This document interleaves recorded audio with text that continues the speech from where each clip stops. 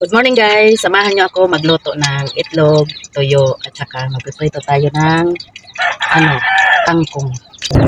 Natapos na ako magprito ng itlog, ito namang tuyo ang isusunod natin para hindi sayang sa mantika. Tapos pagkatapos ko magprito ng tuyo, isusunod ko naman yung piniritong kangkong. Ayan guys, luto na yung itlog na pinirito natin saka itong tuyo. Ayan guys, na hiwa-hiwa na natin yung kamatis at saka sibuyas.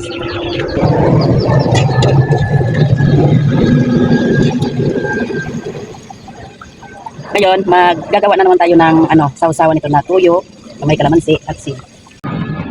Ito guys, yung kalamansi, ipipiga natin dito sa tuyo. Yummy! Para masarap.